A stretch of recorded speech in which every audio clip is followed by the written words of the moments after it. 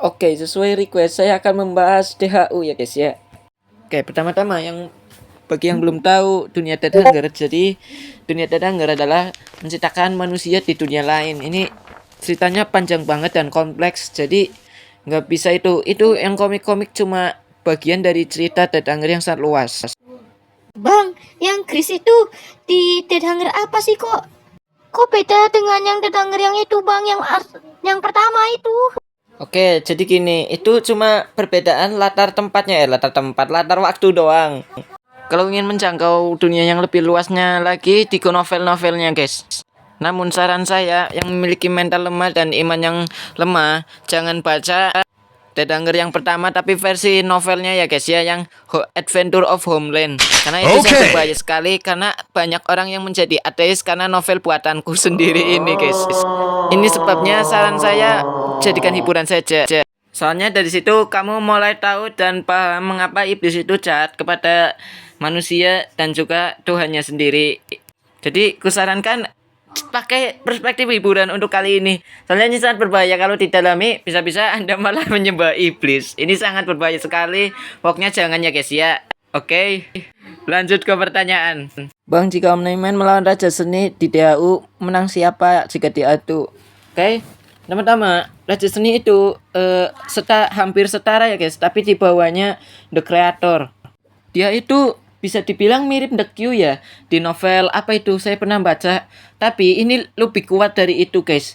Ini bisa merubah realitas, ini bisa merubah apapun yang ia inginkan. Bahkan Dewi Nafsu juga mengkarya senikan dirinya sendiri dengan bantuan ini Raja Seni. Karena kelakuannya yang sangat bejat, jadi akhirnya membinasakan. Karena ini dia tidak bisa diapa-apakan guys.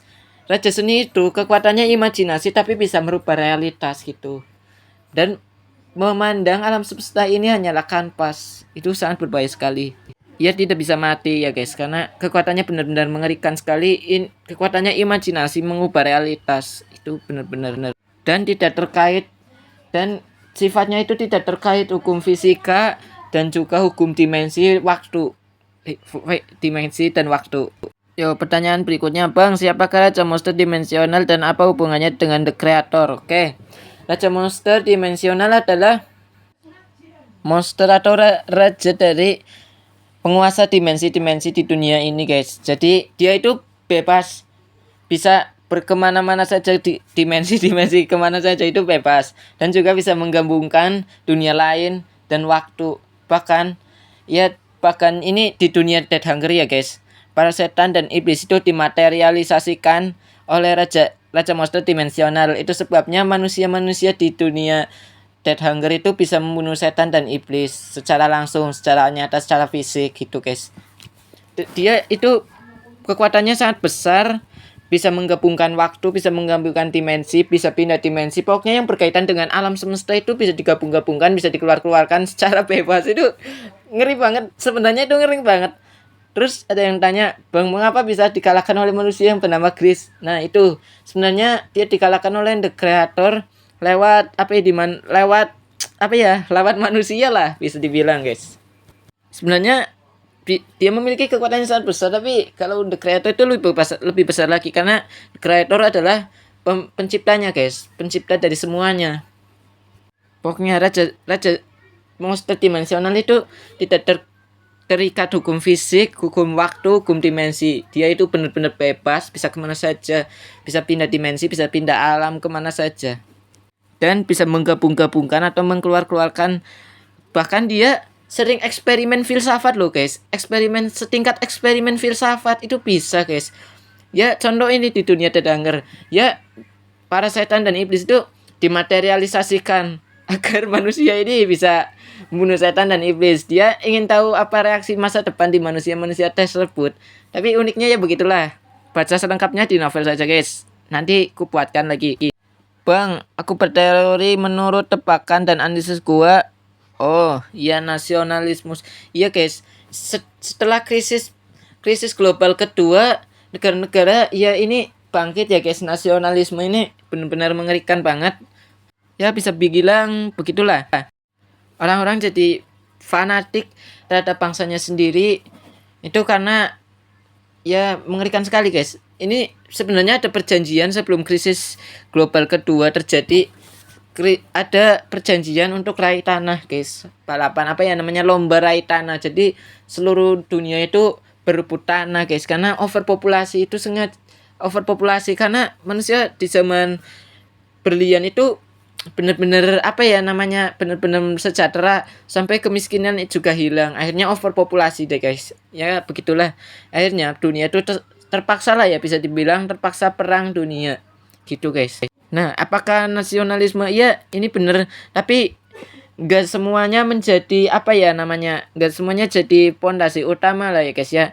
Contoh negara apa ini ya, negara Jermanik ini di dunia tetangga ya guys, maksudnya itu negaranya masih kekaisaran ya guys, tapi sudah ada partai, tapi ini dibawahi ya guys, ini partai nasionalisme ekstrim ya guys. Ini di Jerman ada ini Jermanik, di negara Jermanik, tapi ini masih di bawah atau dikontrol kekaisarannya. Jadi bukan, kalau di dunia ini kan partai nasionalisnya itu yang apa ya, yang menjadi pemimpin lah atau menggulingkan guys. Kalau ini kan enggak. Bang Mengapali sangat dianggap penyihir tapi tetap dibenci masyarakat hanya karena berpakaian seperti laki-laki, terus bapaknya juga mempersalahkannya. Oke, jadi gini guys, mengapa masyarakat ini tidak mengira Lisa adalah penyihir? Karena pertama, masyarakat di negara yang ditinggali Lisa itu rakyatnya itu cerdas ya guys ya. Kedua juga kebanyakan bisa mandiri secara ekonomi, meski banyak pengungsi yang masuk situ, tapi ekonominya tetap stabil lah. Nah, terus kenapa masyarakat itu tetap benci hanya karena berpakaian seperti laki-laki?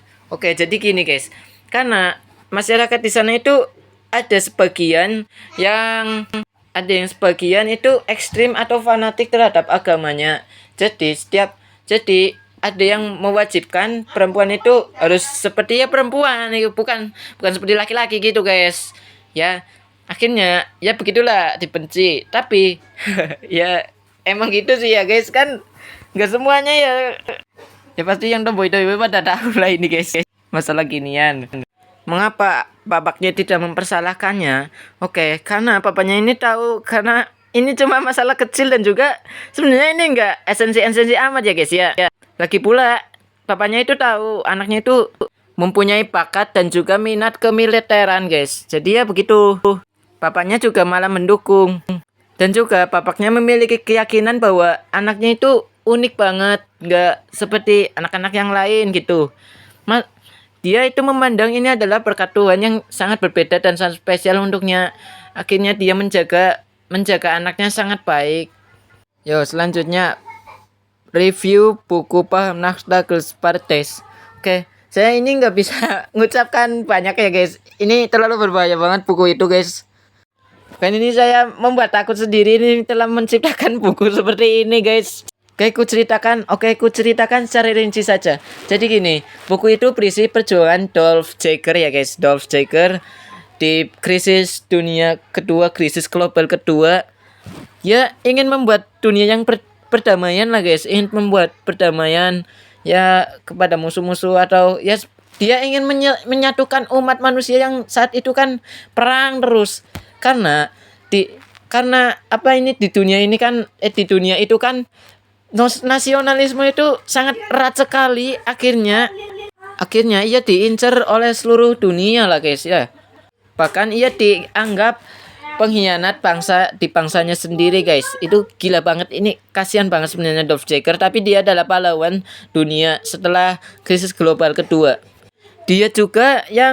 Dia juga sosok yang menyadarkan bahwa umat manusia itu perlu ekspansi ke luar angkasa, bukan hanya di bumi. Jadi nggak rebutan gitu, kalau di bumi kan rebutan.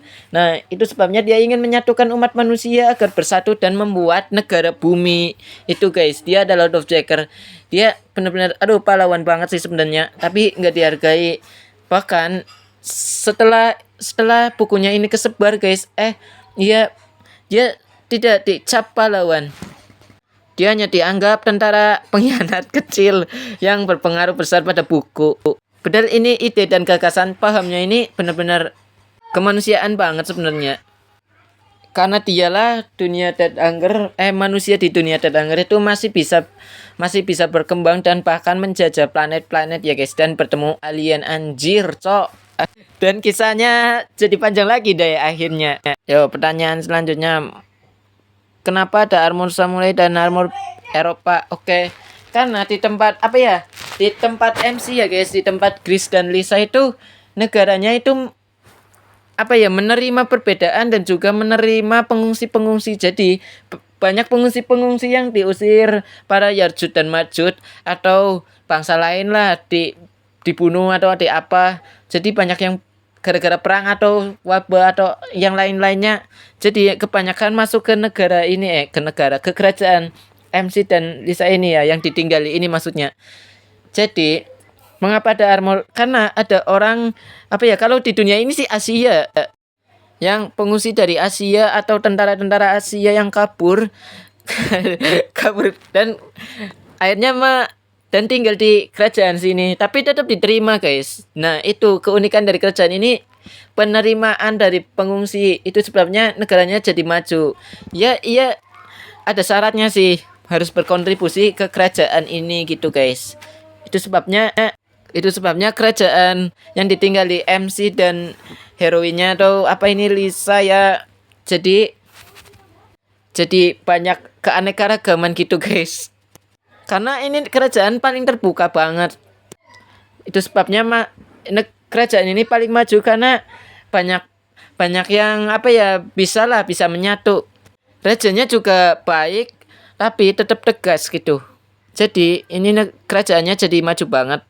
Bahkan bisa melawan Yarjud dan Majud. Ini pertanyaan terakhir, kapan Chris dan Lisa nikah? Ini pertanyaan terakhir nih. Ini sebenarnya kalian tinggal tunggu episode saja ya guys. Episode terakhirnya ya saja guys. Nanti juga adalah episode yang ini, nikah Chris sama Lisa itu menikah, anjir cok. Saya juga sebagai kreator malah membayangkan becir. Tapi kalian setuju nggak dibuatin adegan itunya? Yang setuju like ya guys dan subscribe anjir ya. Nggak maksudnya bukan begitu juga. Maksudnya komen oke setuju bang gitu guys ya. Tapi nggak bisa dipublikasikan kalau adegan seperti itunya, saya nggak bisa. Nanti dianggapnya cabul atau gimana ya guys. Padahal saya nggak gitu sebenarnya. Soalnya ini saya terpaksa mengikuti standar komik-komik luar negeri sih guys. Jadi wajar aja lah kalau ada adegan sadisnya, ada adegan muncrat darah, ada adegan kawin itu guys. Jadi terima kasih ya sudah mendukung komik dan novel saya bisa berkembang seperti ini. Ini saya buatkan video ini sangat simpel dan sederhana juga karena terpaksa lah ya guys. Bisa dibilang terpaksa karena waktunya mepet banget ini. Saya masih banyak kerjaan lain dan juga ini kentang banget. Jadi maaf lah guys lah ya. Nggak bisa. Aduh, ini editannya masih bagus banget ini karena RAM-nya sedikit banget. Oke, makasih sudah menonton guys. Amin, alhamdulillah. Semoga kalian diberkati, semoga kalian hidup bahagia. Amin ya robbal alamin. Jangan lupa bersyukur, alhamdulillahirabbil alamin. Oke.